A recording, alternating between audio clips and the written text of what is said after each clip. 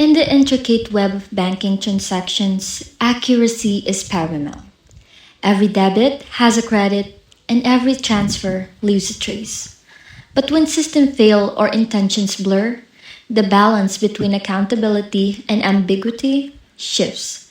This film explores a day in the life of a banking transactions gone awry, highlighting the ripple effects of a simple error and the quest for resolution in the digital age.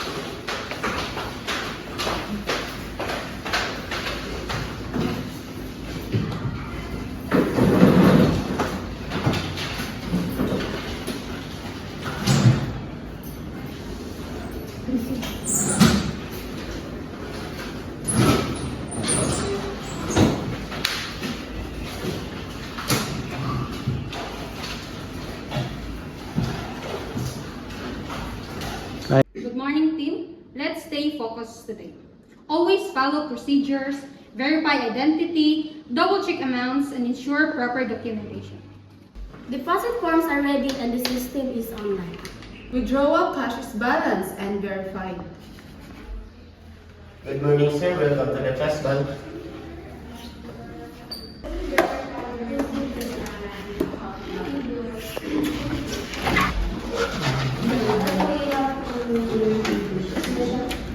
Good morning, sir. Welcome to the Trust Bank.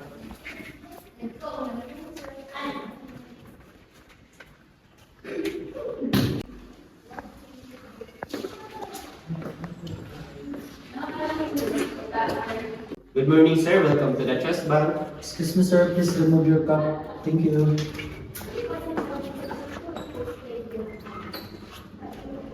Good morning, sir. Welcome to the Trust Bank.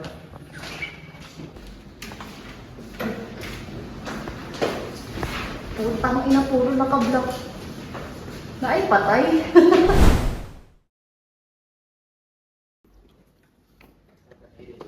Good morning, sir. How may I help you?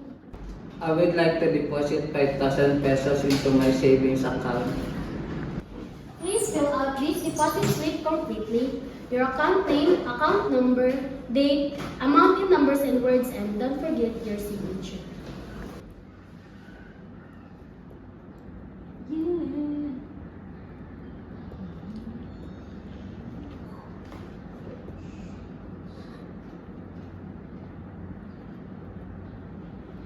Hoy, dili! Imo phone number. Okay, sige. Okay. Thank you. May I also see your valid ID for verification, sir? I will now verify your account details in the system. All information matches. Now I will proceed with the cash verification.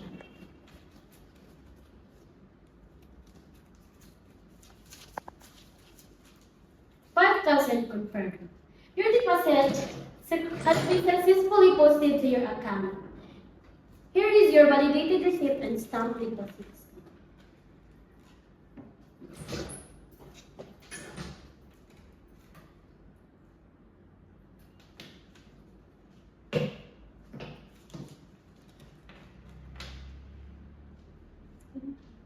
Thank you, sir.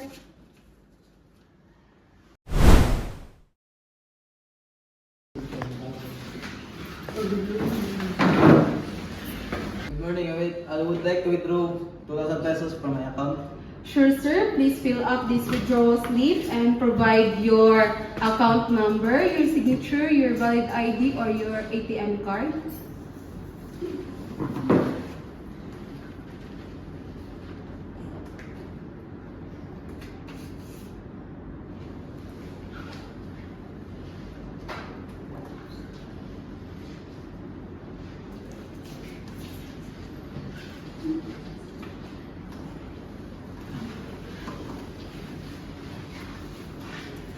Let me verify your signature or your account balance.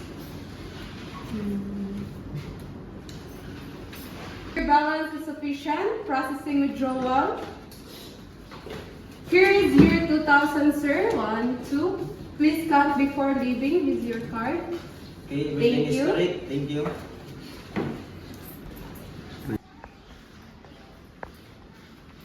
Thank you for coming. Have a great day. Dito na tayo sa gawas.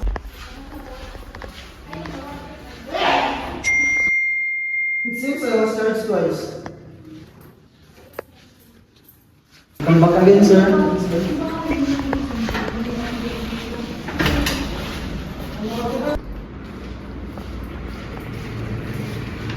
Excuse me, I think there is a problem with my transaction. What seems to be the issue, sir? It shows that my transaction is charged twice. Let me check the system immediately.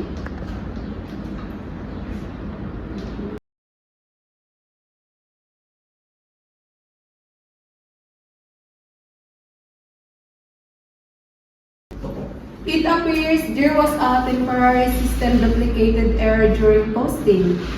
So my money is missing? You're correct. Balance is here. The system will automatically correct the duplicated entry within minutes. Can I get the proof of that? Yes, sir. I will print your transaction history and file a correction report. I'll just get your needed transaction report.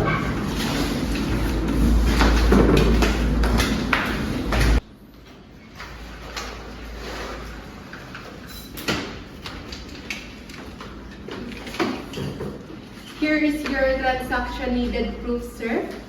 We apologize for the inconvenience. We prioritize accuracy and transparency. Okay, I understand now. Thank you for explaining clearly. Thank you, sir. Thank you for understanding.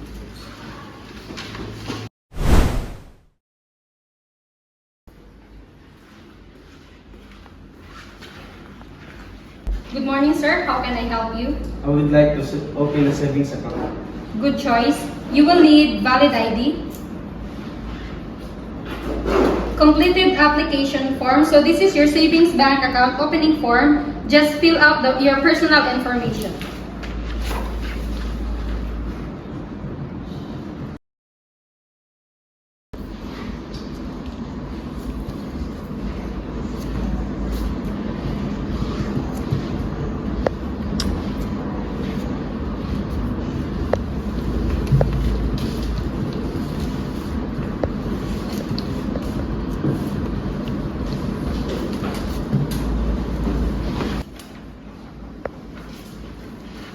And also initial deposit of 1,000.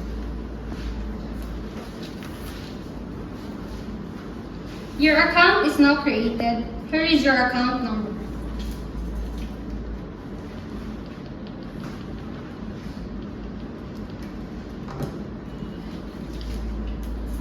Thank you. This is my first bank account.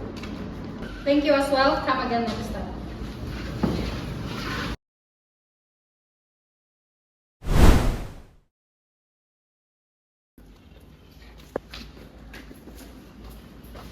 Good morning, sir. How may I help you? Good morning. I would like to ask about applying a business loan. Sir, sure. I'd be happy to assist you. May I ask what type of business you're planning to start or expand? I want to expand my small food business. I want to add more equipment and maybe open another branch. That's great to hear. We do offer business loans, especially for expansion. To get started, we'll need a few requirements from you.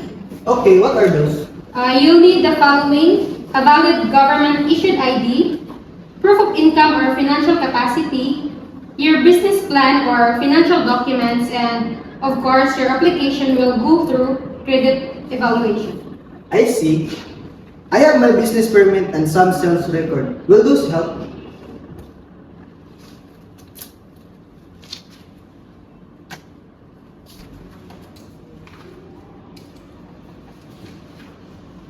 Yes, definitely. Your business permit and sales records will support your application. Yet the more complete documents are, the higher the chances of approval. That's good to know. Do I need a collateral for this loan? It depends on the loan amount you're applying for. For higher amounts, collateral may be required, such as property or other assets, but we also have loan options with minimal collateral depending on your credit standing. Okay. How long does the approvals usually take? Typically, it takes around 3 to 7 working days. It really depends on how fast we can verify your documents and complete your credit evaluation. That's good to know. What happened after the approval? We'll contact you right away. You'll just need to sign loan agreement and then the funds will be released to your account. So this is your business loan application form. There is an interest that I should know about this. Yes, sir. Interest rates vary depending on the loan amount and term. Don't worry. We'll explain everything clearly before you finalize your application. Okay, that's good. I will process my requirements first and come back. You're welcome, sir. Feel free to return anytime, and we'll guide you through the process step by step. Okay.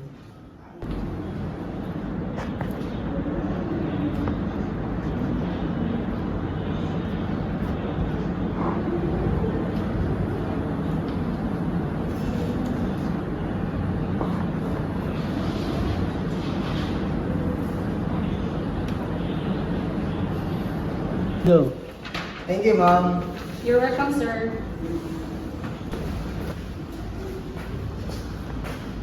Thank you for coming, sir. Oh.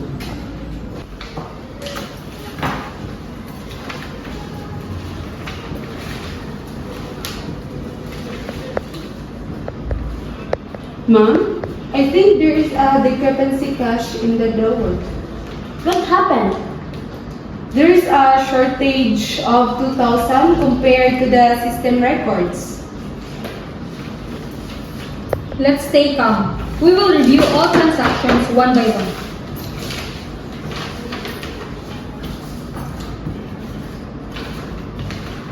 Ma, I found it. One withdrawal was entered but not properly confirmed.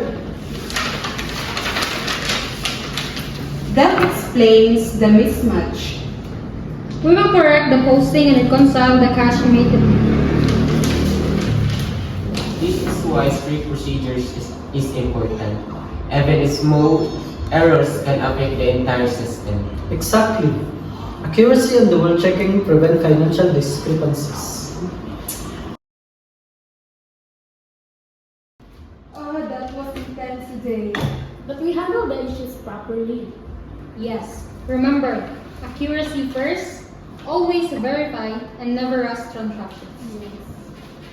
We are here to serve and protect our clients' financial needs.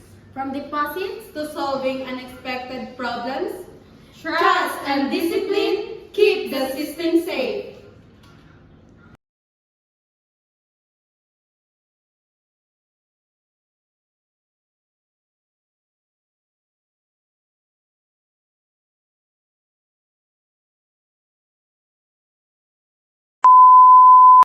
Is online.